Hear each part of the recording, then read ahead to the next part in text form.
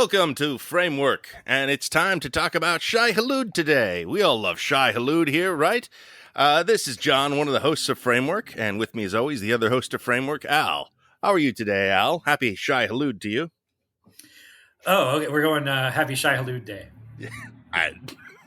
I was going to go with DUNE Part Two, Bene Gesserit Boogaloo, but the eye of the beholder. Indeed. And joining us back once again from our first episode on Dune, Alex Riccardi. How are you, Alex? I'm good. I'm excited to talk about Dune with you again. Yeah. Yes. And Alex, of course, you were you worked on the film Jodorowsky's Dune, which we talked about in the first episode quite a bit. So you have some explicit history with this franchise and this story, Frank Herbert's Dune, and all the attempts to bring it to the screen. So yes, of course, we talked about that in the last episode. But obviously we got a new Dune now. The Denis Villeneuve's Dune Part Two. The continuation of that Dune film. It is blowing up the box office. Everyone appears to love it. Is the way I'm reading the response it's getting right now. So we all saw it. We all want to talk about it. I love Dune 2 right out the gate. I thought this was pretty awesome. This was very much my groove. Big fan of the novel. I feel like they did the novel here, and I was really taken with a lot of choices, and I think it kind of levels up from the original film. Picks up the baton where it was handed it at the end of the last movie and just powers through. Kind of all the big ideas, bigger, better, broader, huge performances, and just a great time at the movies. That's my opening statement. How did you guys like Dune 2? I mean, yeah, it's a great time. I don't know if I'd call the movie a great time, but it is a great time with the movies, if that distinction makes any sense. That's what's so cool about it. Yes.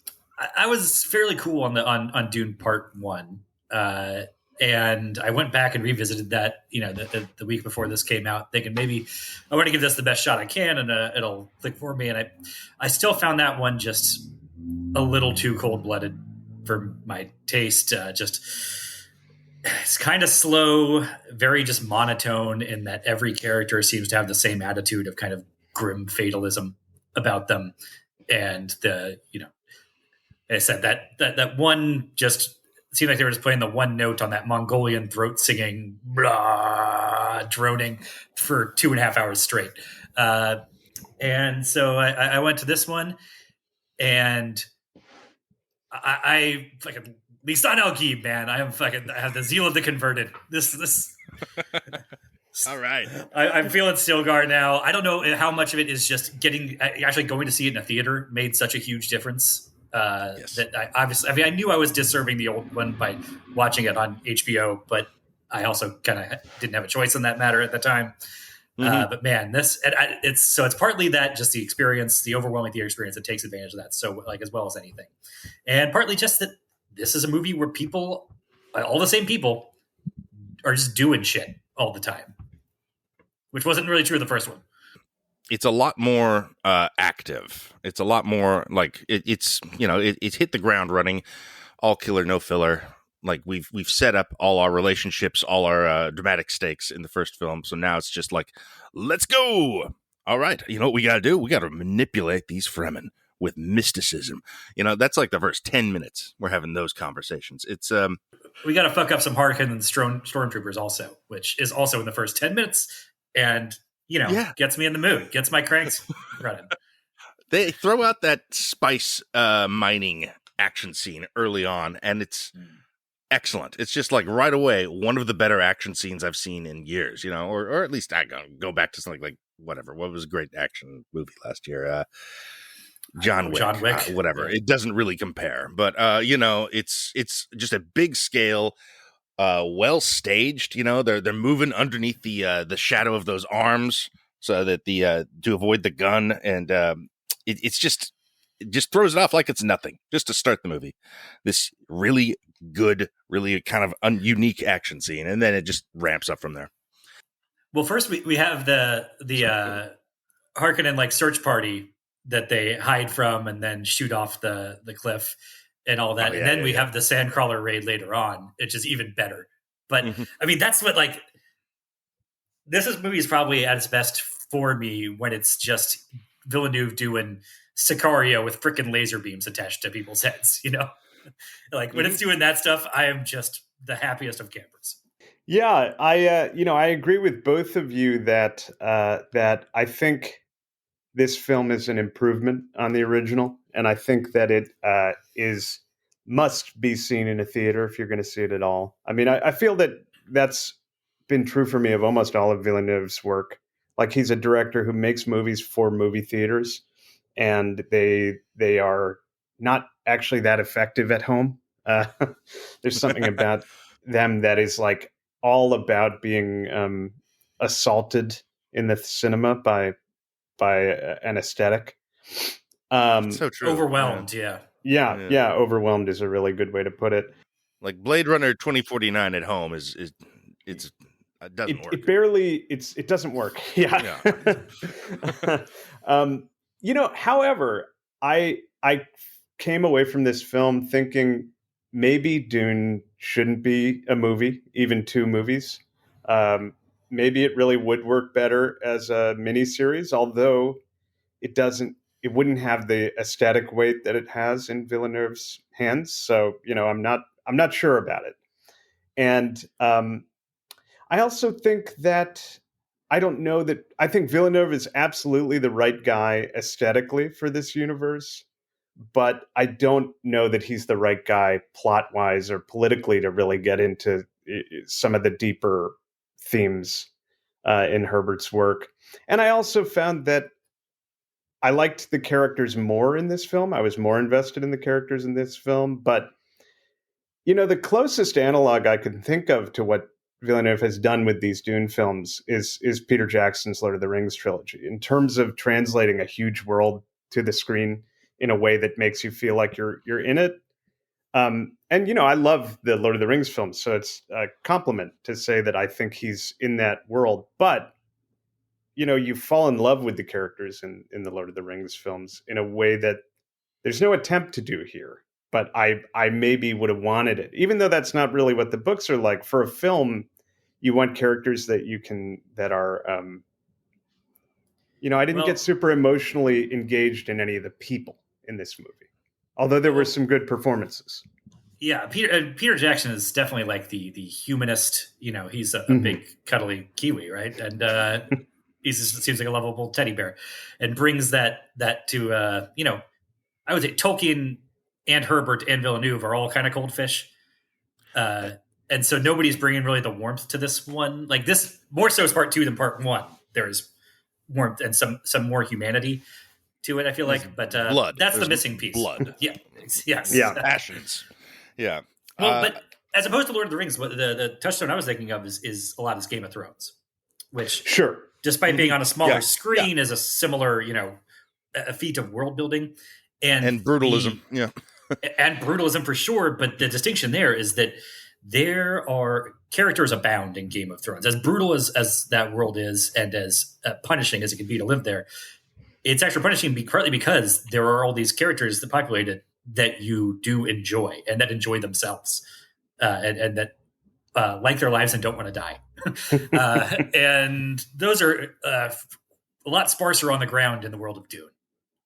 Yeah. Well, that goes back to Herbert as well. I mean, yes, absolutely. Herbert's book, I mean, you're right. Tolkien is a cold fish, but those characters, that world is a lot more lovable than Arrakis, which is all about just like the extremes of environmental survival. It is a and religious extremes and political intrigue and just outright military violence. It's all bad stuff. There's no Shire in, the closest you get is the Sietch, which does not look like a good time. Exactly. And yeah, those people like, no, your water is worth more than you. Good. We're going to have to kill you. That's their vibe. Well, part one has, the Atreides homeworld, which has lots of water and is sort of structurally feels like, okay, this is the Shire, except we're not coming back here. And even it does not seem like a good of a time as the Shire. No. And the character, there's no hobbits. There's no exactly. Yeah. I mean, this movie has to like create a comic relief Gimli character. I'm very surprised who they chose for that. As Right. it turned out, Amazingly successful at that. that's the craziest part. Yeah. It all lands. It's he's doing Life of Brian stuff. Javier Bardem is Stilgar, and like, and it's like a dark black satire of religious zealotry. And that's its comic relief for this film. But those are our protagonists too. Yeah. You know? The zealots are not. The Harkonnens are like secular, not humanists, but they're and secular anti-humanists. So it may be that for me, just for my taste, like I prefer Dune as a book because I don't need the same things from a book that I want from a film, And the things that I want from a film are more of those character things, whereas the book I'm able to get into the world and just sort of experience it as a text. I desire more humanity from a movie, and so it may be that Dune for me is not my movie, as a person. Yeah. Well, do you feel like the book delivers on that? Because I haven't read it since high school. The book is it's a book of ideas to me. And it's easier for a book to be about ideas than it is for a movie to be about ideas. That's true. Fair. It is. Yeah. I mean, you read Dune and I've read it, I don't know, 3 or 4 times. I love the original Dune. I'm a big fan of. And as a result, I don't know, I've kind of internalized a lot of things that, but a lot of it is like, it's pages after pages of Fremen lore or anthropological information, right? Or, or Harkonnen's, Machiavellian plans for on how to extend the length and breadth of their power. It is idea based. And the moves they're making to kind of set up the Lisan Al Gaib mythology and how to actually move forward with that, how the Bene Gesserit have set up. What's so amazing to me about this movie is how well it communicates all that stuff. Like how clearly those ideas come across, and they're complicated ideas that do not show up in movies of this size, that function like this movie does. And it's still just like, no, here's the power brokering these space witches are doing. Here's the different kinds of ways that different space witches are trying to manipulate galactic outcomes. And you follow it very clearly. Like that stuff is like everyone gets it. That is remarkable adaptation. Remarkable. That's a good point. I agree with you. And it's not even just that. It's like it's everyone motives. Everyone's kind of got a different thing they're approaching and different play at power. The Baron Harkonnen doing something different than Fade Routha, even than the Beast Raban, and that's just they're all on the same side. Which is sort of the same side as the Emperor. And the Emperor and Princess Irulan are sort of on the same side, but not entirely, because she's also got a foot in the Bene Gesserit camp. I mean, it's interesting that you lay that out, because I think there's sort of a kind of interesting Ouroboros of this stuff where, I think that this movie trades in a lot of that political Machiavellian maneuvering in a way that it's able to do partly because of the success of Game of Thrones, made that stuff so palatable and popular. And, it brought it to the water cooler. And Game of Thrones is something I think we mentioned in the last episode of however many years ago, that's a thing that owes a tremendous amount a debt to Dune. And so I mean, watching this, watching this, you're really struck by how much of this, that there's, I mean, I didn't even think about this before, but there's a Bene Gesserit order manipulating things, possible Messiah figures in Game of Thrones. It's the Red Priests are doing that with Daenerys and all that. And based on the one season of the Wheel of Time show I watched, I think they just called their things the Gene Bezeret. Yeah, you sure it wasn't the Gene Bezeret? I think it was. Yeah, I definitely had the thought. I saw this movie. I saw Dune last night in the theater, and I had the thought while watching it. Does Denis Villeneuve's Dune get greenlit if Game of Thrones isn't a huge hit? No. And I don't think it does. I mean, it's like you said, it's Ouroboros like in the way that the influence becomes the reason for this new adaptation to even exist. Because like if Game of Thrones hadn't shown that there was a huge appetite for this kind of political machination in a far-flung sci-fi fantasy environment, I don't know that his movies get made, because they are that. I mean, they're like, as you said, John, before Game of Thrones, you didn't see much of that get adapted into screen from these types of books. Much of the politics and the plans within plans. Yeah, I mean, you got to like say like, well, the lion in winter. You got to do, kind of think of things like that. Where that's the explicit point, and it's a completely different genre, basically. Like it's not. Yeah, I mean, that might be one of the biggest gifts that Game of Thrones did, is that they can do this sort of story, and it's kind of just a mainstream thing that you expect now. Like everything does a little bit of Game of Thrones now, it feels like. That's, I think the MCU probably has political machinations in it at this point because it was popular on Game of Thrones. It's just part of the natural, the national kind of story, I guess. At this point, we almost expect that in any sort of long form epic story of this nature, anything that is even touching fantasy.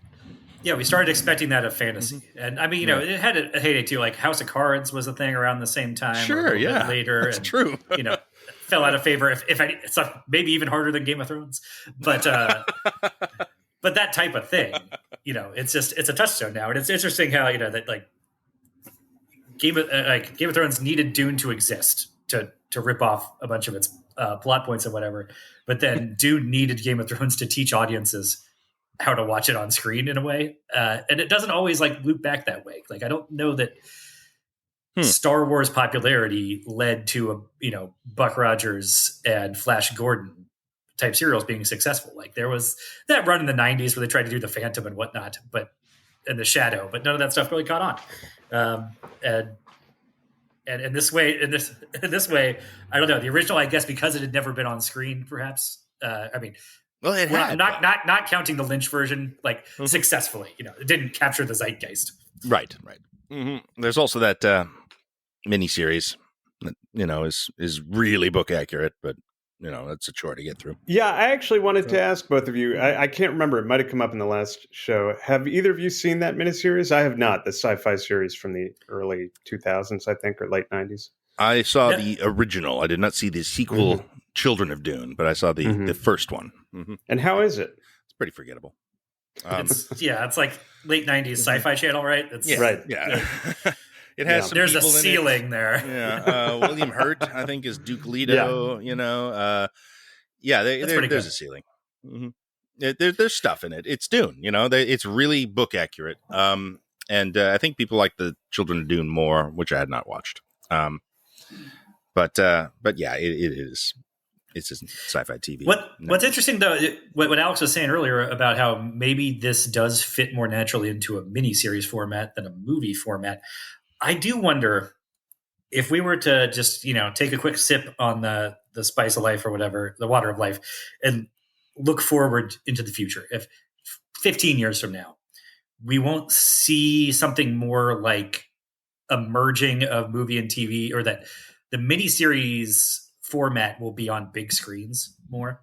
Like we already, franchise filmmakers taking over, but the idea of like filming an entire season of a big show at once, but then airing it on big screens. Like if you could have put, because we got 5.5 hours of Dune Part 1 and Part 2 here, that could have been a 6-episode miniseries. And if you filmed all that at once, maybe it's cheaper than filming it in 2 chunks, and you could just release 2-hour pieces of it 3 months apart. And as the budgets of these things just balloon so much, maybe that makes more sense, because you're right. This doesn't work on the small screen. Yeah. And more, like we're getting spectacle on the small screen, but even that, like, some of the later seasons of Game of Thrones would work better on a big screen, I feel like, than. Yeah. I mean, I love the idea. I would be there. I would go see hour-long installments of Denis Villeneuve's Dune released a few months apart. I would be at each one, because like that's very exciting to me. It sounds like a fun a fun way to revitalize the form. Yeah, me too. The other most exciting thing I did recently was the only other movie I've seen recently in theaters was Ethan Coen's Driveway Dolls, and a big part of the draw there was I got really excited by seeing 84-minute runtime. Ooh, right. I can go out. I can go to a long lunch today and be back at home, and not have to take a day off of work like I did for Dune. That is something I really do love now. If I see a short movie, how Agreed. weird! That's such a reversal for me. I would, yeah. Because I used to think just more is more. I want my money's worth, all of that, and now it's like no, I want my time. My time means a lot to me these days. And John, were you saying that they're doing something like this now? Well, I just think that we kind of hit a point where the line between movies and TV is blurring. I mean, that's thanks to the MCU, I guess. That is basically a long-running TV show.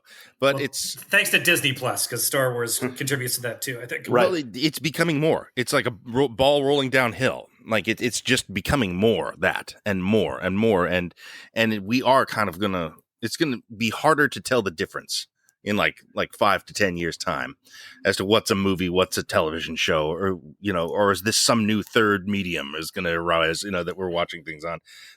Kevin Costner currently is making a 4-part Western epic. Right. That is going to be released in theaters. That's right. Half of it's done.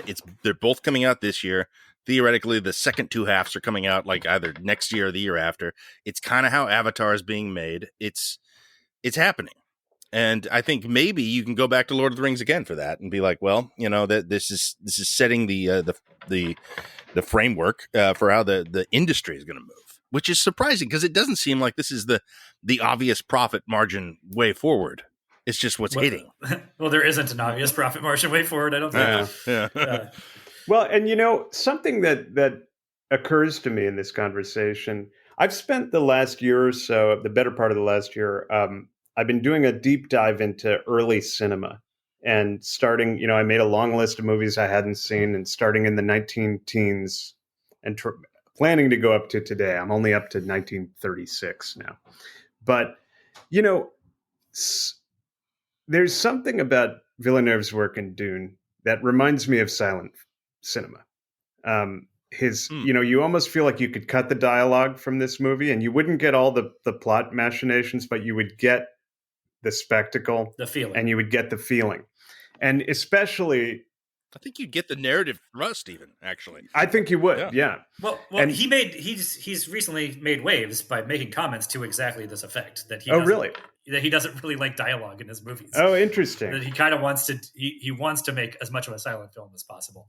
And especially I thought this on the Harkonnen on Giedi Prime, the way that it turns to black and white when they go outside is such a great aesthetic effect. And also that whole sequence is where you think, wow, this could be a silent film from the 1920s. And one thing that's interesting about those silent films in the 1920s, especially in Germany with the German Expressionist movement, that's what it looked like to me. Yeah, it was the de rigueur then to make 5-hour pictures that would be premiered over 2 nights. And there are many of these in the late 1920s in Germany, in Berlin, and they're great. They're fantastic films, and I feel like you could see. I don't know. It just made me think when you brought up having serialized films. They were sort of doing that at times in the 1920s, and maybe he'll inaugurate a resurrection of that form. You had. There's an amazing those adventure serials on the American on the crass American side, as opposed to the German European artistic side. Those were theatrically streamed theatrically, I guess. Yeah, of course. And actually, that reminds me as well. In the teens, you have Les Vampires, which is a French film series inspired by those American serials, but is this ongoing crime serial that with episodes from 40 minutes, 20 to 50 minutes in length. So we may be, you're sort of reinventing a form that is one of the earliest ways of that cinema was shown. Ouroboros. Yeah. Okay. But going all the way back, you're talking about sort of this being a a book of ideas, and I think that that's true based on my recollection and what people say about Dune. I think that's almost makes me appreciate Dune Part Two especially more as a work of adaptation, because Yeah. you're right. It's easier for a book to be about ideas, but this is a movie about images.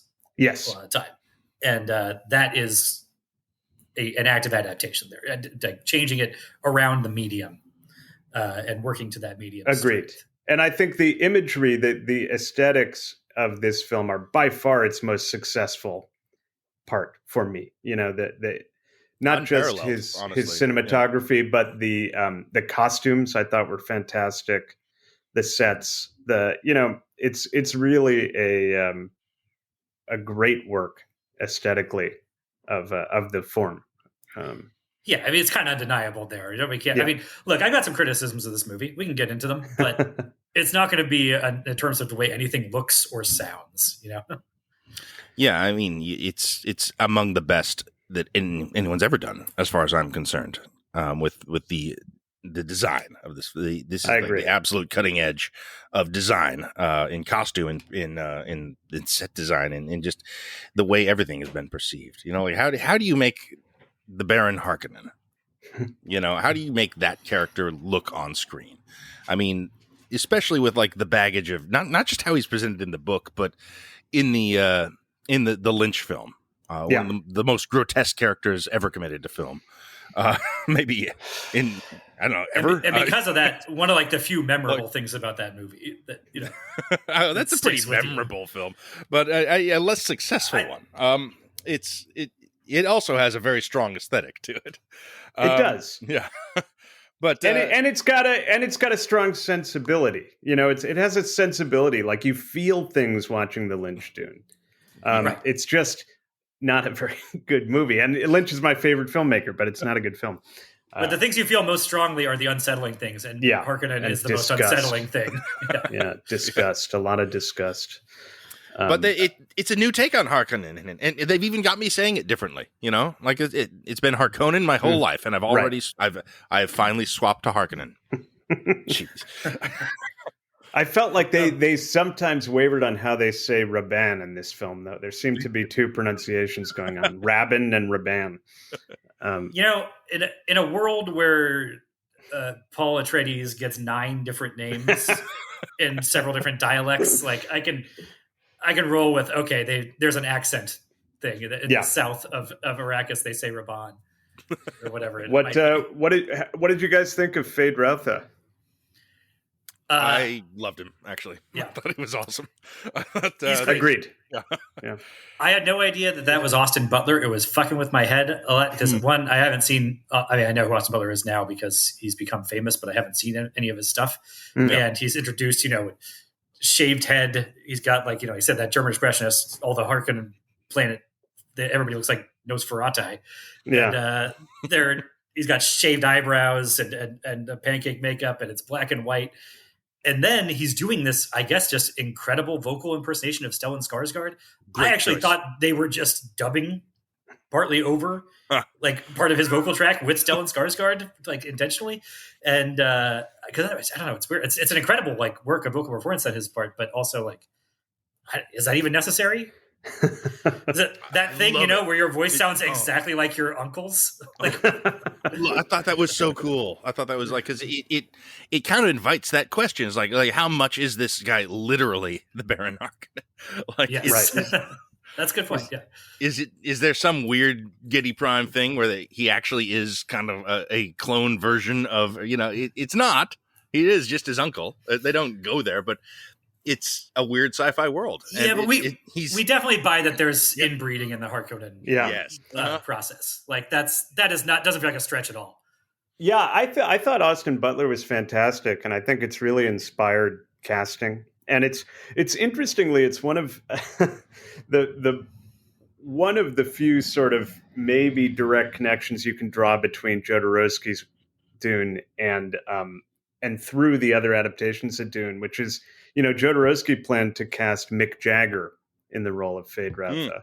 It's a pretty big performance there. Yeah. Yeah, and then of course Sting in Lynch's Dune.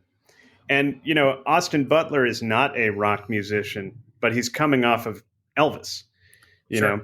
And so it's an interesting that they've all seen, I guess there's a swagger that directors want in that Feyd-Rautha role, Yeah. That should, that should definitely be there, I think, in that characterization. And the other thing is he does feel like sort of the, I don't know, a contemporary of Timothée Chalamet. You know what I mean? Like, not necessarily the, the evil goateed version, because I'm not sure Chalamet is the good version, but they feel, he does feel like a contemporary, and the way that Zendaya and Florence Pugh also feel like sort of anchors of a new generation of movie star. Coming up. This movie really kind of, I don't know if it seems to have stumbled into having like the biggest new young stars in the world, all four of them or so in their movie at the same time. Not to mention Anya Taylor-Joy as well. Yeah. Who I didn't even realize was in this. I didn't know that was her. That's kind of impressive. And, and not to mention, all the old pros, the Skarsgårds, the Walkens, the Brolins, that are popping in, Bardem. I mean, this is as stacked a cast. Rebecca Ferguson's still amazing in this. Mm-hmm. Maybe my favorite, honestly. Maybe my favorite performance in the film. I don't know. There's some good ones. But yeah, she's fantastic. Love what they do with that character.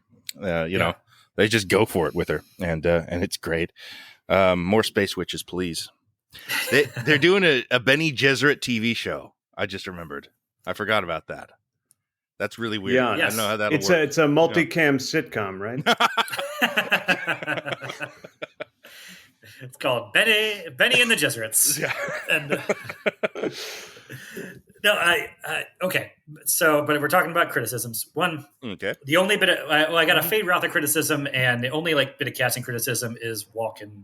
Agreed. It does not entirely work for me. What's strange about it, though, is I think Walken actually gives a really good performance. He does totally fine. But because it's Christopher Walken, every time he shows up on screen, my brain just starts bracing for the camp, Walken, caricature stuff to start coming through. And he's really restrained and doesn't do any of that stuff. But it almost doesn't matter because my brain already reacted to just his presence in that. Yeah, he's walking and he says Sadaka, and that's fun, and it's a dopamine hit. Yeah, it's actually another area where I feel that there might, this is total speculation, but it's another place where Jodorowsky's casting might have been a little living a little bit in Villeneuve's head, because that was the Salvador Dali part in Jodorowsky's film. Oh yes, and Walken. Like, if someone told me that Walken was going to play Dali in a film, I'd buy it. I could see that very easily. But I'm not sure the Emperor is actually. I don't think that kind of wacky actors are the right fit. Well, but it's so not wacky of a perforance. That's what it's exactly. But Walken is Walken today. Exactly. He's larger than a role can contain in a way. Yeah, that's what I'm saying. It's like I get the wacky chemical reaction in my brain before he opens his mouth, and then he doesn't do the wacky thing, but it doesn't matter. I'm guessing I've already been pulled out of it. He was cast because of this, right? I mean, he was cast knowing, we want an icon, we want somebody that the audience has a huge relationship with as the Emperor, which is a role that doesn't have a lot of screen time, but is very important. Yes, technically, to the overall narrative. Yeah, he's the Emperor of the known universe. So of course, this is a significant role. He needs to be played by a significant actor. And who would you cast instead? I mean, with that in mind, I don't know. Is it better to have just a really good actor come in without an audience relationship to him? I don't think so. I think it has to be that kind of guy. And yeah, I mean. Yeah, you don't want to. Maybe someone who's not silly, at all. What about Robert Redford? He's still. It's kind of cool. The image of him is that he is so hale and healthy and sexy that it's almost the opposite problem I have with Walken. Right. Just seeing him brings to mind, masculine vigor in a way that they were supposed to be a little more depleted. whereas Walken just brings to mind silliness. There is frailty, like is clearly like a big part of what they want this emperor to, project. Like, so you're hiring like an icon to be frail, essentially, and that's tough. Like, I don't know whose persona complements that. Know. Ian Holm, like, is there like just some older British guy? McKellen could have been. Yeah, McKellen could have done it. Well, does he ever need to be 90 years old? Like, no, he doesn't. They're going for that. That's their decision. He could be 50. Like I think that's closer to how he is in the book. I believe this character goes on a little in the Dune narrative. I don't have the facts in front of me on that, but I think he's around the Emperor, sort of in a diminished ghost role, kind of. Yeah, I mean, I don't know. You could do Jim Broadbent or somebody like just who's kind of a goofy old man inherently. I don't know. But it's also like, you're right. He's probably not 90 years old in the book, or maybe he's 190 because of the life extending properties of spice. They could fudge that any number of ways. Yeah. But the book's also just an era of an earlier time where like you could have these old, frail old men that had these like nubile 18-year-old daughters without like making that into a thing about the character, like, oh, he must have had her when he was 75 or something, like with his sixth concubine. I don't know. De Niro and Pacino both just had kids. No, I know, but that's Pacino. That's who I want. That's it. That's actually that's pretty good. It wouldn't be any worse than Walken. Yeah, but similar issues. I just mean that today we look at somebody like that age that's built into the character, whereas the old when Dune was written in the 50s or whatever, like. The age 55 could be old and frail. Right. Like that was just a different thing generations ago. It might be one of the only roles that I think Lynch cast a little better. It was Jose Ferrer in Lynch's Dune. And he doesn't make a huge impression, but he's played as kind of this regal bureaucrat. And it sort of works. Yeah. I mean, that character doesn't make an enormous impression in that film. Yeah, agreed. And I mean, that's kind of true of the book as well. Like, the Emperor's a tough role in that sense. Yeah. And yeah, I mean, as far as big new hires for this movie go, is Austin Butler and Walken, essentially. Yeah. The only new people that are coming in. Well, no, Florence Pugh, of course. But was she in the first one at all? I don't think so. No, I don't think so. No. And Al, you said you had a Fade Ratha criticism? Well, it goes hand in hand with this sort of thing about the Emperor, like what kind of impression the Emperor could make. Because it does feel like for as successfully as like Butler is portrayed in this and everything, structurally, it's still like this main antagonist pops up too late in the game, it feels like. That we're a full hour into, if not an hour and a half, into part two of this story before the main bad guy that we're going to have our climactic duel with is even introduced. And it's amazing how effective it is once he's introduced.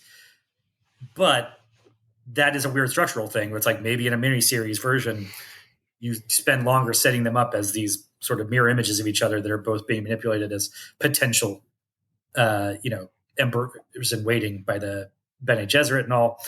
And here it just feels not just emperors.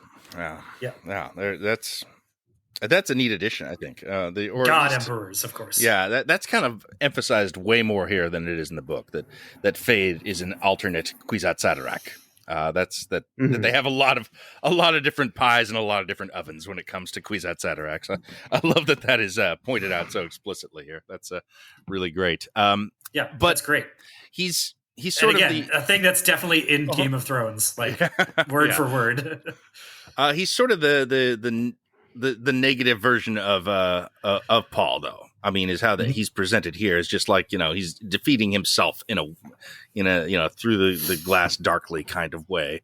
And that I don't think necessarily requires him to be the ultimate nemesis of Paul. Like, I think I think it's assumed at this point that we're getting a third Dune movie. And, Fade Ratha is not the series antagonist. He is this episode, this part of the Dune story antagonist. Yeah, no, but I think it is actually important because even though the story is going on to do more interesting, subversive things with this sort of chosen one hero's journey, myth making stuff, Paul still needs to act out all of that chosen one hero's journey myth making stuff. And if there's anything, this is maybe seem like a strange criticism level at it. I think this movie might even be a little too successful at making us skeptical of all of his messianic promise right out of the gate. Like, I think it could carry us along, and I mean, there's an argument to be had, I guess, about whether there's any room for subtlety in 2024 filmmaking period. Yeah, well, people aren't getting it. People are not getting it, even as broad and obvious as the movie makes it. People are just like, well, no, there's no subtext here. So, obviously you can never be too subtle, or you can never be too loud, I guess, rather than that. But that's just going to happen. I don't think you can play to that. And I don't know. I feel like it's kind of awesome to walk out of this movie feeling the way you do, and not having that triumphant kind of moment that seems so easy. It seems like such a gimme, and so at odds with everything Denis Villeneuve has done. Or should I be saying Denis? Doesn't matter. And it's never been presented that way. This particular part of Dune has never been that sort of compromised and downbeat. Frankly, the Lynch film is just a pure triumph at the end. The book too, kind of. The book, it's kind of it's the ultimate victory of Paul Atreides. It's the end of one book, and it's a long tome, and it feels like you're reading a fantasy novel about the chosen one. It is the chosen one narrative that we've seen a million times at this point. And yes, it is bad in this. It is clearly stated as a bad thing. We have Zendaya making it very clear, I think, to most audience members, that what we're seeing you shouldn't feel great about. It is it seems to be built on a house of cards and bullshit at least, and is actively dangerous, and they know that it's actively dangerous to the universe. So, yeah, where do you go from here? Well, we don't have something to tear down because it's already kind of torn down, at least emotionally. Yeah, that's a good point. And can you, I know I just saw it last night, but I'm trying to remember. Is the last shot Zendaya? Yeah, on the worm. I think it is, heading right? south. Uh-huh. Yeah. I think that's really cool. It's a neat way to end this movie, with her becoming sort of more central. She's sort of the protagonist in terms of audience identification. Yeah. Mm-hmm. Yeah. Well, and I think they could have gone a bit farther with that. So the other thing about this, I mean, like I said, I do think playing the messianic stuff more straightforward as Star Wars stuff could work. To land the sucker punch harder, whereas now it's just sort of a very telegraphed right cross, I guess. But the other thing is just to make this work as an action movie better, to manipulate the audience that way, getting us into the messianic fervor, that goes a long way. And it's something that the Lynch version struggled with too, is that the Battle of Arrakis, the big climactic thing at the end, feels a bit rushed in both versions and not fully tossed off, but you're kind of ready for it to be Helm's Deep or whatever, a big 30-minute grandiose spectacle set piece. And it's over kind of quickly. And I think that part of that, it's trouble that these things have that comes from the pages of the book, that the Battle of Arrakis it's a route. It's got a lot of moving parts to it that are really cool, like maneuverings and strategy goes into it. But it's also one where the good guy's plan goes off, where our protagonist's plan, at the very least, goes off without a hitch at every point. And that makes it hard to sustain over half an hour of action filmmaking. I think one way of getting around that is if we say around the time when Paul drinks the water of life, and that's where the schism between him and Shani really comes in. If we are following her kind of more exclusively from there on out, and we're seeing Paul from there on out more from the outside in, and maybe we're not privy to all of the planning of how exactly he's going to use the atomics and how we're going to use the sandworm, then we see all those tactics sort of play out for the first time to us as they're happening. And that's more exciting. We see, so the battle feels like it has more twists and turns, even if it's just dominoes falling over that Paul has set up perfectly. But by laying it out for us in advance, it takes some of the, action movie wind out of the sails. And I think One, I think does he want us there? First off, it's Denis Villeneuve. Well, I want us there. Maybe not. Yeah. Yeah. But I think that's an interesting idea. And it's just occurred to me as well that, to the question of whether it should be played more messianic in this one so it can be deconstructed in Dune Messiah or whatever they call Dune Part 3. There might be some fear because there's already a blueprint for that, which is the Matrix movies. And they had a huge fall off when they deconstructed it in the second one. People were pissed off. Well, they definitely deconstructed here, and people are not pissed off. Is the thing. I mean, well, what I mean is if they kept the messianic stuff going through this film and left it for the third one to deconstruct, I think they might be fear that people would not want to have their hero torn down. The difference is that the first Matrix did the full blown Campbellian hero's journey and did not deconstruct it, and then with the sequels did the deconstruction. This, I guess, like I said, it's loading in the deconstruction right up front. It's baked in. It's serving that to you as the entree, and that's a totally different experience. And maybe that goes to the argument of there's not as much room for subtlety or for subversion these days. It's weird that I'm sort of arguing for the more big blockbustery crowd pleasing thing as the more subtle route in a way, the more subtle route to the subversion. Sure. And I'm not necessarily leave that all for number 3, but for the actual climax / the denouement here, you could start layering that in with, you still have, I think, Chani being on the outs with him and taken aback by the plan to marry the princess and become emperor of the known universe.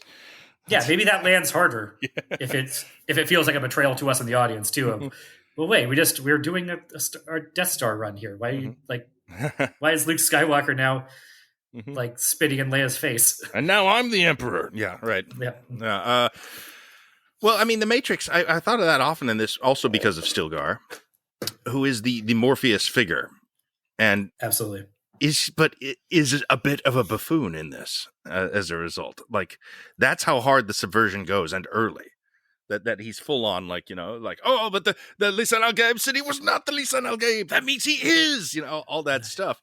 As written, he becomes a crazy person, like a scary kind of comic relief almost. That is a complete. But like Morpheus, But like Morpheus, he's a religious fanatic who's not really wrong about any of this stuff. In plot terms. True enough. That is Lisan al-Gaib.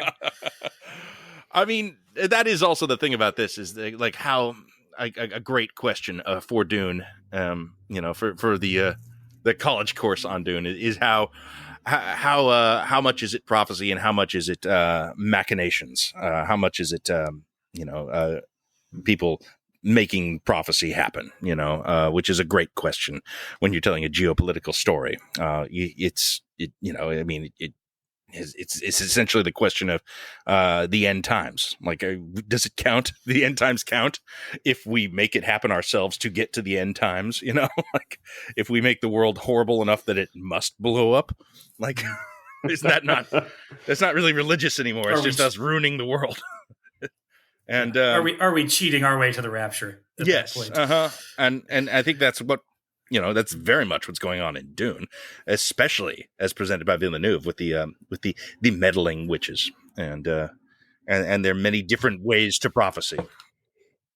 I like looking at that through the other end of the telescope, which I think the movie and book allow for it too. Which is, the prophecies are both deliberate political machinations and self-fulfilling political machinations, because by seeing these prophecies in, they create the momentum and the energy behind this holy war that they would not be able to gin up themselves, at least not on the same timeline, without having laid that groundwork, without his mother stoking the flames, sort of against his will, except he's not protesting it that much. And that's all very interesting stuff to me. And then, of course, it's you can do all that. It's self-fulfilling, but that doesn't mean you have control over it. It even shows you're going to have a galactic jihad on your hands if you go south. It's going to happen like that. This is the result of you claiming this power. is billions of deaths. I mean, they're showing that in the first movie. But again, the alternative, though, you want a Harkonnen Kwisatz Haderach? Yeah, like it's great. Yeah, exactly. You don't. No, that's bad. Like that. Who's that served? That's part of why I think that the action movie version of this that plays a little more straightforward works, is because I think that's built in to the book even as well. Is that to both? Yes, it wants to deconstruct the messianic myth, but we need a certain level of buy-in to the. Well, yeah, when he becomes the God Emperor of Dune, some bad shit's going to happen. But like, sons of bitches must die first. Like, we do need to kill the Harkonnens, right? Well, and so that's there's some level of buy-in at the outset.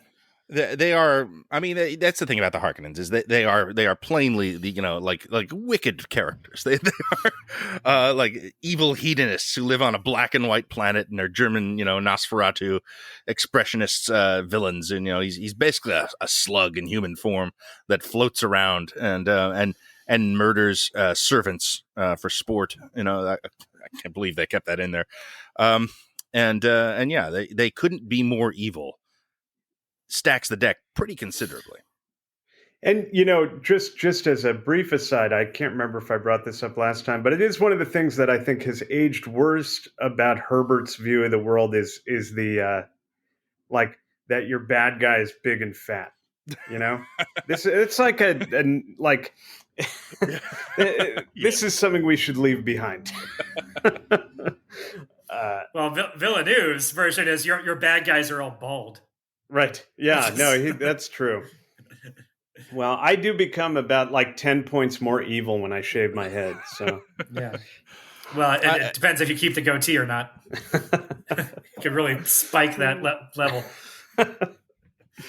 I mean, he is basically a Jabba the Hutt. I think that, looking back, Jabba the Hutt is based on the Baron Harkonnen. Right. I definitely had that thought too. Yeah, and again, like I was thinking lots about Star Wars and Game of Thrones and all these other things that do it. I mean, because Game of Thrones is the same way you were just talking about, where like, yeah, kind of the thing about Game of Thrones is that even the good guys are not such good guys, and there really aren't blah blah blah.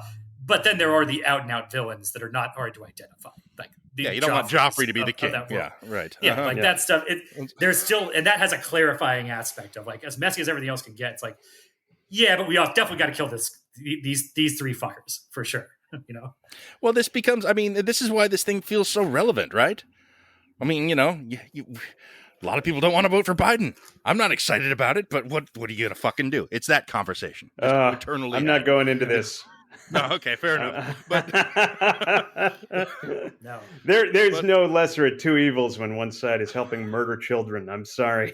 Well, that's the Harkonnens are murdering people and eating. No, but I mean, the supposed good guys right now are the ones murdering kids. But are they eating them too? Okay, but you're right. We don't.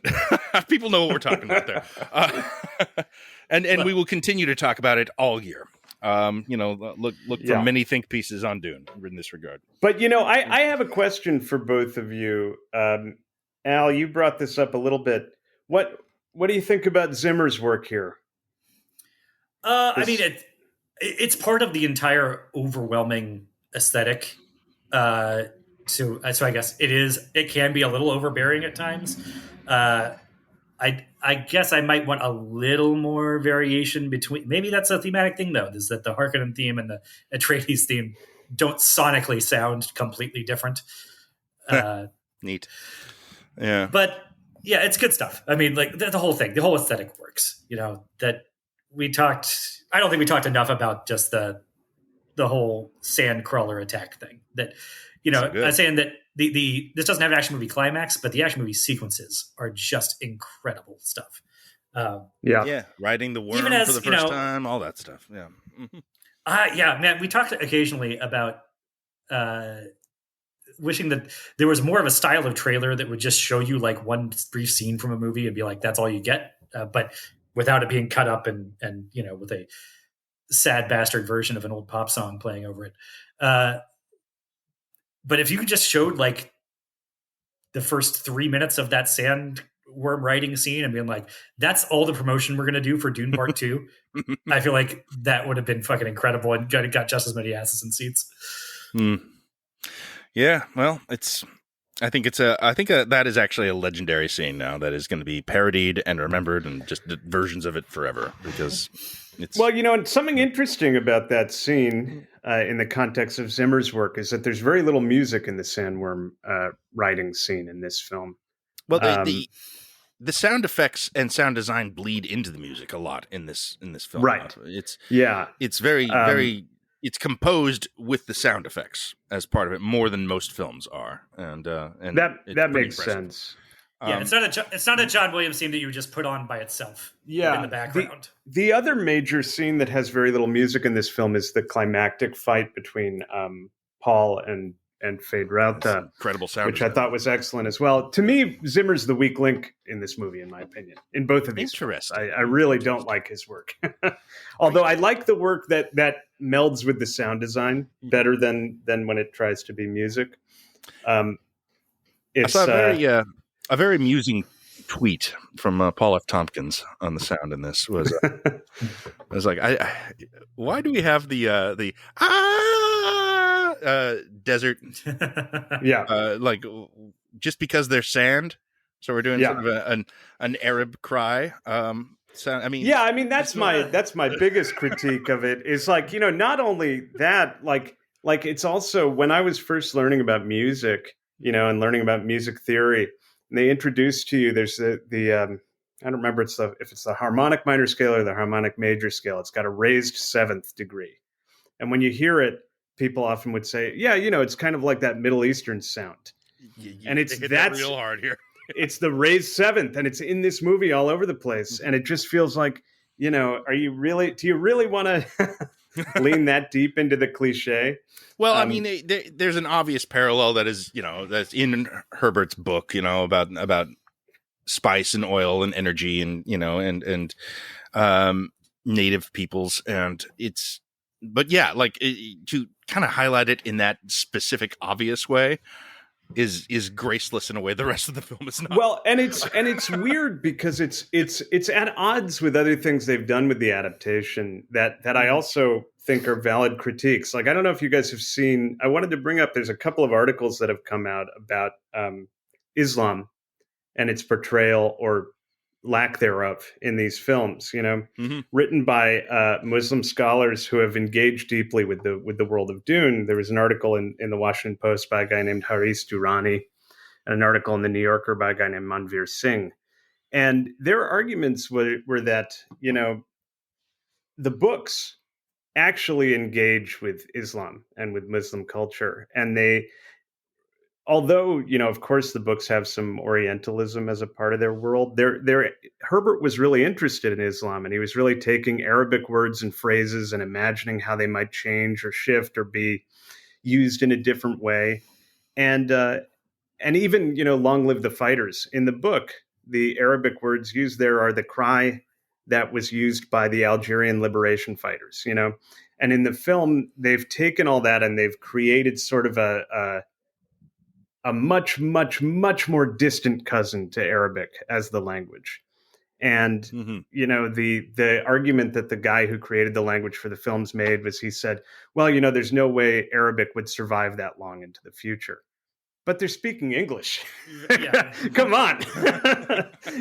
So it seems like they've sort of de-Islamized this story, maybe because they're afraid of controversy or critique. Removing the word jihad. And, yes, notably. I think definitely. Yeah. They want to deal with these characters as archetypes. And I think it's a valid critique to say you could have actually done what Herbert did, extended the research Herbert did into Islam and really presented something interesting that leans into the relationships to how Islam. Much of that can you do in two movies, though?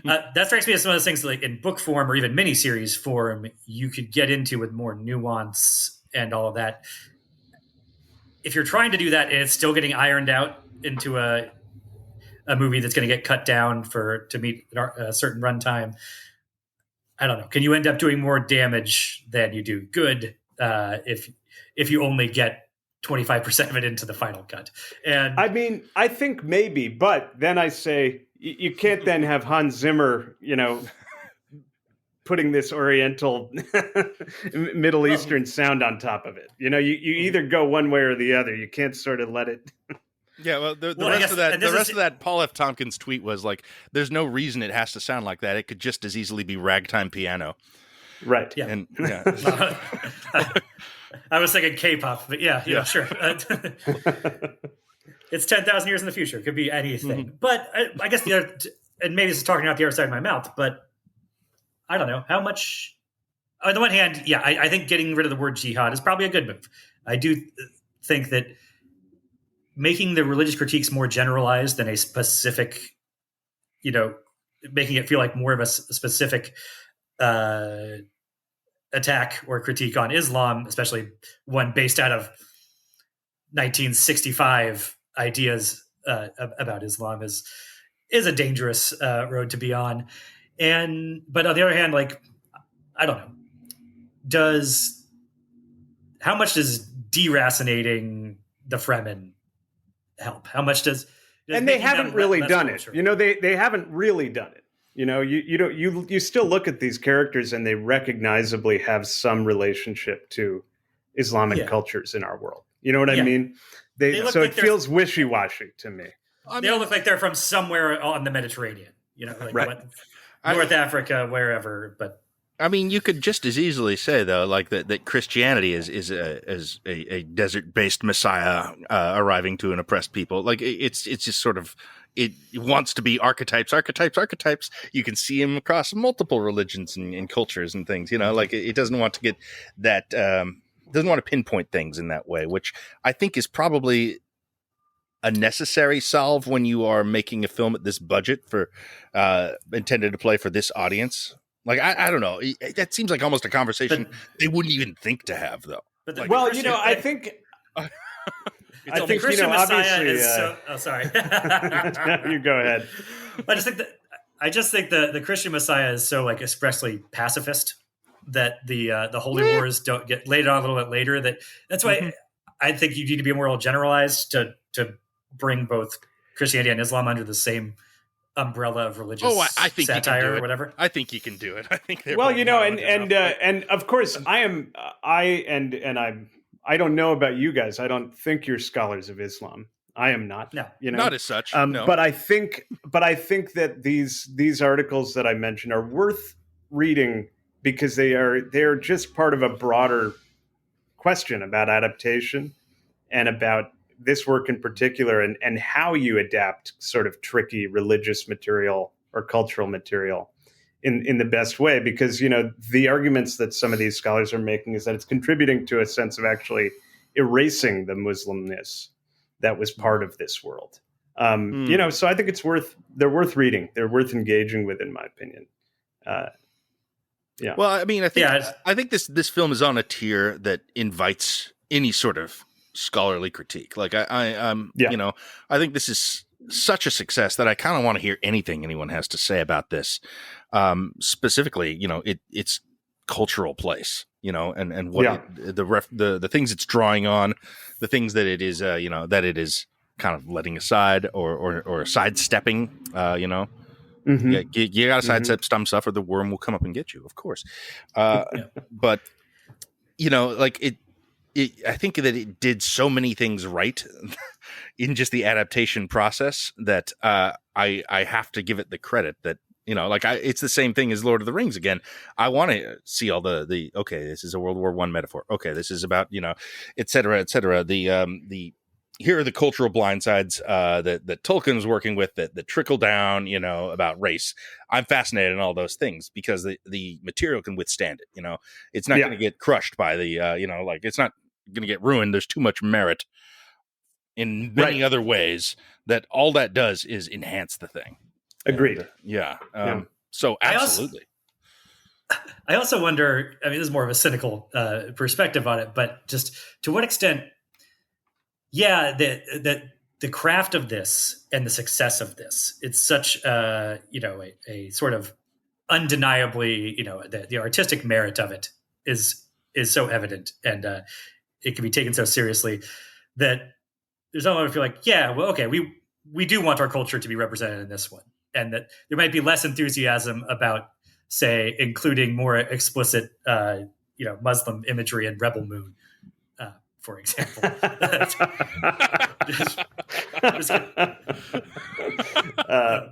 Yeah. One of the funny images I had in my head was Zack Snyder watching this movie in the theater with a big smile on his face, and then going and sitting in the editing bay for Rebel Moon Part 2 and just having the deepest sigh ever. Is there time to get a worm in there? There might be. Yeah. God damn it! This is what I wanted it to be. I do hope this film kicks off, because of its success, like a series of very worm-centric science fiction films. That's now the lesson. That's the That's what takeaway. they take from it. Yeah. The kids, they yearn for worms. Yearn for worms. That's awesome. Yeah, we're gonna see finally the Tremors revival that we've been waiting for. Yeah, I mean, there was a That might preview happen. for Twisters. And- at yeah. my Oh, yeah. screening. Mine too. Oof. Yes, we're gonna see the A24 Tremors Oh. reboot. A grizzled Kevin Bacon. Yeah, you can legacy sequel the hell out of Tremors. Absolutely, let's do it. Absolutely, yeah. It's just speaking of worm shit. How great was the worm trainer sequence? Who catches it and milks it, and you're like, that's sort of an odd shaped person. And then you say, oh, they have a giant, like really thick trunk so that they can not have their torso crushed by the sandworm as it's trying to eat them before it gets milked. Yeah. What hell of a scene. Yeah, just great world building. Yeah. Mm-hmm. The world building throughout is pretty amazing, I think, in both of these films. Yeah. Mm-hmm. Yeah. Yes. I does this retroactively? I don't know. I think it makes the first film even stronger. Maybe knowing you're getting to this. I mean, I really like the first film. I would love to watch the two films back to back. I do feel that it's the kind of thing that I think the first film's really going to benefit from being seen as the setup to all the payoffs here. Yeah. Mm-hmm. I agree with that. I am going to go back to this. I'm going to check it out in IMAX next week. I'm for sure. I must. It's and I do really hope that Dune Part 3 comes, because I love that book, Dune Messiah, and I'm really excited for someone to actually adapt it. It seems like a lock now, right? I mean, I think so. Yeah, this got to at this point. Yeah, it's got to be. They're not walking away from this. Yeah, it's a cultural item at this point. Like this is people they've spoken. They want more Dune. And I don't know. They could keep going too. Is the thing. Like if they want, they could make 6 of these things. Yeah, or more. They could go on forever. I mean, like I said, they're doing the TV show, which could be right. I mean, could be terrible. I guess it's far enough removed that it could kind of be its own thing, and it's got a fairly blank slate, I suppose. But okay, I had one or two more little minor criticisms. One, the addition of the Baron Harkonnen is your grandfather. Shit. What is this? I was like, that's not in the book, right? No. I mean, I don't remember it being in the book, but I couldn't remember. Yeah. This strikes me as just the height of just boomer nonsense that we're still mired in, of like this whole crap we're in now. Like, oh yeah, your dad, whatever, forget about your dad. It's your grandfather's legacy that's the real thing, right? Like fucking. I mean, it really is, like, and it turns out Emperor Palpatine was your grandfather. It's just like, does that matter? And that was the worst thing that had happened in cinema up to that point. Yeah. So like, it's just, it adds nothing. It's just, oh my God, why would you do that? Is it definitely not in the books? I can't remember. Yeah. When I heard it in the film, I thought, oh, maybe I created a false memory when I was like, oh yeah, I think this is from the books, but maybe not. Even if it is, it doesn't matter. It's a pointless gilding of the lily. Like it doesn't even come up until after Paul was already, fucking inhuman, whatever. He doesn't give a shit about his human attachments anymore. Not that he had one to Harkonnen anyway. Right. Okay, it's from the books. It is from the books. Just checked. Oh. Yeah. Well, boo to Frank Herbert too. But I don't disagree with you. Like it's not that interesting, and it is a legacy of sort of an older way of thinking about the world that like, oh yeah, if you have evil blood, Yeah. you're probably evil too. It's like, really? I thought we like, sort of got over this eugenicist shit. Yeah. It adds nothing. It adds nothing. Yeah. Though. In 1965, we had not. Right. Yeah. Yeah. Yeah, I had a false memory of Chani being Stilgar's daughter in the book. Not the case, apparently. But that was something I recalled, being a relation that is not there. Interesting. Yeah. So I wonder about the sandcrawler attack we were talking about. So at the end of that thing, that incredible sequence is probably my favorite of the year, probably of several years. At the end, they're just carving it up with the invisible lasers and doing thing. Yeah, cool. And yeah. And so I'm like, yeah. And then I'm thinking, wait, did you need to pop out of the sand at all and like do any of the rolling around awesome video game stuff? Couldn't you just like, they're stranded out here now. You took out their flyer and the thing's blown up. And you did the job. Like, this is all the rest is just pointless like risk taking. That laser tunnel in Resident Evil. Yeah. Yeah. But, I think that action in movies can be self-justifying, Oh, yeah. I don't want them to take that part out. When he meets up with Gurney again and they do the fake out attack of like, old man, I recognized your thing or whatever. It's like, that still seems like a very unnecessary, dangerous thing to do the ambush on him anyway, just as a joke. Like, you couldn't have just stood up and waved to him. That's some of the movie shit that this right. Well, this is not above movie shit. This does actually function in the way that a Lord of the Rings or Star Wars does. It has all that stuff in there. Sort of audience fun moments, and that they coexist alongside this other subversive kind of deconstruction critique of zealotry stuff that's going on is kind of what makes this so impressive. Like, I don't think I've seen, a movie that works in the way Star Wars works take on as much philosophically as this does. And that I think is what's so striking to me about this. If I had to like boil it down, is that it really is kind of having its cake and eating it too in a way that is difficult. And I can't think of an immediate comparison for that specific thing. That it does end in this downbeat way, in a way that you kind of have to willfully miss if you want to make your point. But, right. And people are willing to do that. I mean, I just saw Ben Shapiro is like, yes, I love Dune 2 because it's anti-woke. I'm just like, what? Okay, cool, fine. But that's how you know your filmmaking is like truly on an undeniable level. If they can't even muster up an anti-woke thing, instead they have to claim it. No, actually, it's anti-woke too. It's anti-abortion. I think was that's right, because the fetus is wow. Oh, boy. The fetus will lead the way. A question just popped into my head that I'm really curious to hear your takes on, which is: do you think this is the definitive adaptation of Dune? In the way that you can't imagine. I can't imagine somebody else trying to do Lord of the Rings today. Right. They would be so in the shadow of Peter Jackson. It feels. Like Amazon threw $1 billion at it, and it's right. Oh, it didn't work.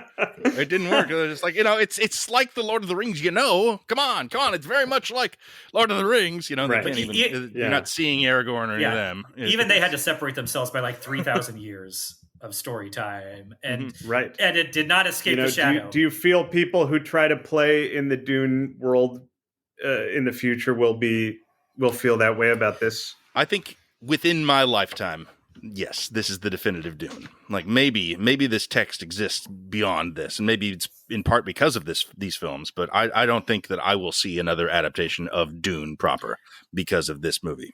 These movies, I think this is it. That's what I believe, and I think we got lucky in that regard because they did a pretty good job here. It's going to be hard to top it. I don't think anyone's going to try. Not for like 50 years or something. I think this is how these characters look in your mind's eye forever now, I'm afraid. I mean, I think last time we convened, I talked a little bit about how I wanted a little more psychedelia and weirdness in my ideal Dune stew. And this has a tad more of that, but it's also just so more successful at doing the straightforward overpowering, spectacle of it that I think it does sort of elbow any other potential takes off the board for quite a while. I mean, the Bene Gesserit show will have its work cut out for it. There's always the possibility that it could be its own interesting thing. I think that's within the continuity. I think that's within this continuity. Right. I believe is the idea. It's part of a package for Warner Brothers to be like, yes, it's multi-platform. Yeah. Yeah. And that, hasn't really worked so far with a lot of other IP stuff, but there's always the possibility of an Andor slipping out there, that, that's the one, we were talking about that earlier, and like all the Marvel stuff and the Disney stuff that's been porting stuff from the big screen to the small screen has been to just demonstrably lesser effect so far, with the bigger exception of Andor, which I would go see on a big screen. And, I think I agree with you about the psychedelia. I also feel that because there's a little bit of it in this film, he's opened the door to, the next Dune Messiah could be a lot more, and of course, as the series goes on, it gets more and more. So the world he's created allows for that. We have not, I feel, in a way that I wasn't sure about. We haven't even met the Navigators yet, his version of them. Yeah, exactly. Yeah. And God, I hope they look exactly like the Lynch Navigators. That would be. They won't. I wish that was the one thing he just cribbed from Lynch. He said, "No, you know what? Nailed it. You nailed it. Yeah.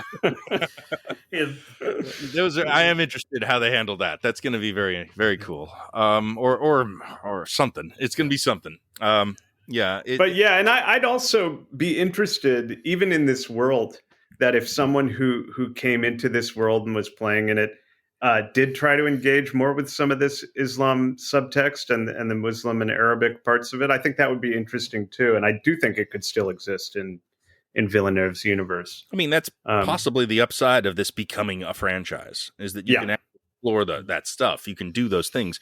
You can adapt weird Brian Herbert books and make them about something. Right. You can do that stuff if this is an ongoing thing. If this is your next Game of Thrones or your next Star Wars.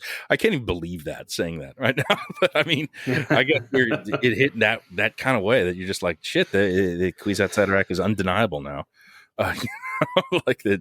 He just arrived in Arrakis. He's the guy now, and we're gonna see more of this shit. I don't know.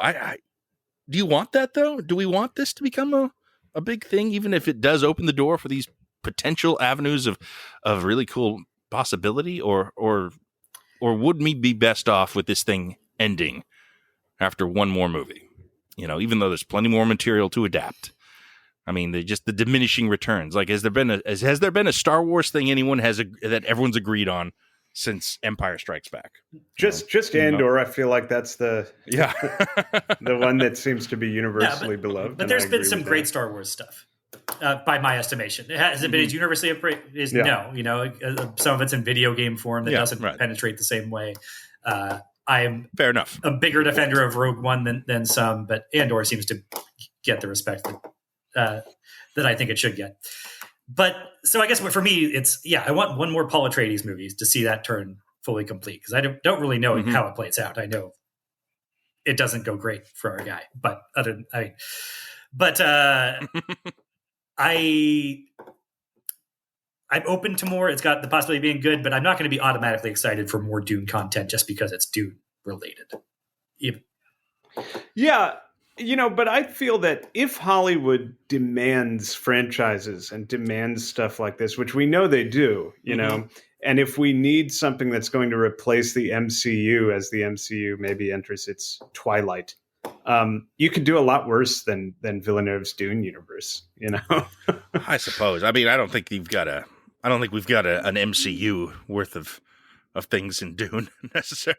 I think that would be rough. I think Dune's maxing out in about 2 quadrants, perhaps. Yeah. There's no way it's spreading out to all 4. If they try, although I don't, right. Yeah. That I agree. Yeah. But it seems as though maybe these sort of sprawling MCU like things are not the wave of the future. I think that would be for the best. I don't know. I mean, Warner Brothers, same company, is in fact rebooting Harry Potter as a TV series now, retelling the exact same stories from the Harry Potter movies, but as a TV show. That's happening. That's the next decade of content. Very misguided on Max or whatever. Yeah, I think it's. I mean, I maybe you're being too optimistic there. I don't think. No, fuck that. I don't think we're. Totally. I mean, Alex, being too optimistic about that. We're not. It's not the wave of the future. I think we're stuck with that, whether you like it or not. Not necessarily. I think it's cyclical to a degree, and yeah, we won't have quite as many attempts at new MCUs exactly, but there will presumably be better versions of it than others. Like there'll be some that are better than other ones that are happening concurrently. So maybe I don't know, guys. I think where we started, thinking that maybe there would be this new movie serials like the Silent Days of Yore. That's what I think we're going toward. Well, I mean, we are that franchises are always going to be more profitable than one-offs, and we are a brand. So that profit motive is not going away, and so even like something like a Top Gun Maverick, can break records and be this incredible thing. It's still not worth as much as a really successful first Harry Potter reboot entry that maybe makes half as much in ticket sales as Maverick did, but it's got 7 children to bequeath to that parent company, and that just and toys and book sales and theme parks and all that. And especially at this, we're talking about this scale of filmmaking. We're not going to suddenly get like indie funded versions of Dune. Yeah, yeah. But I don't know. I mean, if we end up with a flotilla of Dune content, is that not basically the arc of Dune itself? Where it's from humble origins, it reaches out and consumes the galaxy. It's well, but we all we ate the spice, all of us. So as written, absolutely. It's in a way, we only have ourselves to blame, and yet I have a list of other people that I'm going to blame nonetheless. This feels like a good place to end, right? I mean, I think I think we got there. This is great. I enjoyed this very much. I enjoyed Dune very much. I think this is it's great start to the year movie wise. This is gonna be a tough one to supplant, at least when it comes to films of this size and this scale and scope. Like this seems like one that it stands out more than just within a year. This is a kind of stands out within a decade type film. I'm gonna have to watch it a few more times to know if this is like quite a Fury Road, but it feels like it's knocking on the door there. This is feels like an all-timer to me, and I'm excited to continue to have a relationship with this movie and these movies, I guess, the Villeneuve Dunes. And I think that, I can't remember how the first film did in terms of awards, but even though this is March, this thing, I would not be surprised if it swept the technical awards at the Oscars. It should. I mean, it's like... It certainly deserves to. I mean, in a year, yeah. Uh-huh. Yeah. Like if this came out last year as intended, I mean, I don't know. I think it's in contention for Best Picture. I think it's, it's definitely cleaning up on tech. And I don't know. Maybe Oppenheimer's not. I don't know. We're talking about this right before the Oscars. When it airs, the Oscars will have happened. No, and it's probably. I mean, it should be a front runner for adapted screenplay. Even though if I can pick some nits with some of the structural stuff, it's still such a different. It's one of those texts that was considered unadaptable for decades. Alex produced a documentary about how unadaptable it is. So this makes it feel very adaptable, very digestible, and people are just chowing down that spice. Like it sort of speaks for itself, that result. All right. Speaking of things you've worked on, Alex, as we're heading out here, I did want to make a point of mentioning some of the stuff you're doing with Netflix right now. In case people wanted to check it out, they should. It's really cool. Thank you. Yeah. The one that I'm very familiar with was a Trip to Infinity, which is a documentary on the concept of infinity.